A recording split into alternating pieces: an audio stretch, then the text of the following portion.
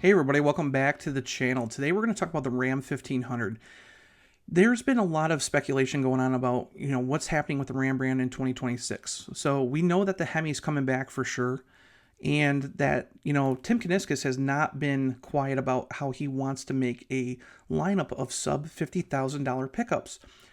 Basically, Ram definitely needs more affordable trucks. We've seen the market go crazy since COVID, and when the trucks kind of like picked up in price right after COVID because of the semiconductor shortage and stuff, we never seen those prices come down. And now we're seeing that Ram, was down 19% last year, and they're doing anything they can to make sure that sales come back. Now we're getting hit with tariffs, so we're going to see things like the heavy duty trucks get a tariff on them, and just a bunch of other things that are kind of putting a, kind of giving Stellantis a little bit of kickback against their plans. But I was on a recent conference call for Wolf Research, and every year they usually have somebody from Stellantis talk about the actual company and, what the future is going to be like and whatnot. And Doug Osterman, who is the CFO for Stellantis, was on there, and he basically came out and said that Ram is really considering bringing back a more affordable pickup truck to kind of fill in the gap from the Ram 1500 Classic. So a lot of people don't understand that Ram actually has a lot of options now that are under $50,000. If you look at the new Warlock pickup, which has been a huge hit for Ram, basically for 2025, that truck comes standard with the new standard output Hurricane engine. It's basically a budget-friendly Ram 1500 Rebel, and it's based on the Tradesman. So you don't get all the flair that the Rebel has in that, but you get the same exact powertrain, same suspension, basically the same setup, but you're getting, the smaller screen, you're getting a cloth interior and whatnot, but you save yourself about 10 grand. Well, that truck launched at $56,000, and since Tim's been back, they actually cut the price back to $50,000 with incentives. So it sits right at that $50,000 mark. I mean, it's right at there. But Ram also does offer things like this. They offer a Tradesman Sport. So you can get a sport look, just like the Bighorn and the Laramie, but you can get it in a Tradesman package. This one here is powered by the Pentastar V6, and it's priced about $46,000 to $48,000. This is the old Ram 1500 Classic. A lot of people love that truck, and the reason why was it was so cheap. It was the cheapest V8 powered truck that you could get into, and people with bad credit especially would, flock to these trucks because you can get one with, especially with rebates on them, you can get them as low as like, $35,000 if you wanted a quad cab. You can get one around $40,000. But with this truck being gone, Ram really doesn't have a whole lot of options other than the Tradesman Sport, this Tradesman Night Edition, which this one's a crew cab. This truck's priced at like $48,000, and again, that's with the Pentastar V6 under the hood. You get basic wheels and whatnot, and it's not a bad truck, but I mean, if you're looking for a budget-friendly truck, you can buy this thing, and what you're saving on the bigger trucks, you can invest in a lift kit or a leveling kit, some new wheels, some off-road tires and whatnot. There's a lot of different possibilities. Here's another Tradesman Sport. This one's a crew cab. So there's a lot of options out there, but Tim's looking for even more. So what was very interesting is this week, our spy photographers were out in Auburn Hills, and they caught this. This is a Ram 1500 Warlock. But what makes it very interesting is the fact that the badge on the hood and the single exhaust out the rear. It looks like it's going to have Pentastar power for 2026. Now, that makes a lot of sense. A lot of people are going, oh, well, why would it have, the Pentastar V6 back in it?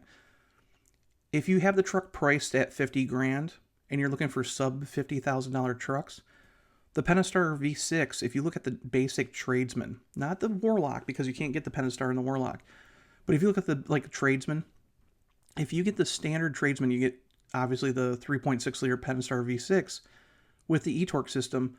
But if you step up to that standard output Hurricane engine, it's $2,695. So by putting the Pentastar in this Warlock pickup, if it's right at $50K, you're looking at a truck that's under $48,000. That could be a huge selling point for those who are really looking for a budget-friendly Ram pickup. Again, you're getting all the off-road stuff that, you would get in the Rebel, but for those who don't need the extra, towing capability and whatnot, a Pentastar V6 sounds pretty dang good. And you can kind of see up here on the front, it says eTorque. So that right there tells us, hey, V6, again, out the back, we see a standard single exhaust. So, I mean, there's not much to actually say, other than the fact that back in 2024, Ram did offer a Ram 1500 Warlock based on the DT trucks that you could either get with a Pentastar V6 or a Hemi. So it kind of makes sense that they're going back to that kind of scenario. Why they got away from it, I have no idea. A couple years ago, even the Rebel had a V6 option. And that seemed to be kind of popular, but more people opted for basically the Hemi was like a, $1,600 option. So more people were jumping to the Hemi, but even the Rebel itself had a V6 option for a while. So by going to V6 power, obviously they've been selling a lot of Bighorns, a lot of tradesmen with the eTorque system, so it makes sense that the Warlock would get it too. So we're probably going to see more things like this, going through the lineup. We're probably going to see, now, we've been told that the Hemi for sure is coming back for 2026.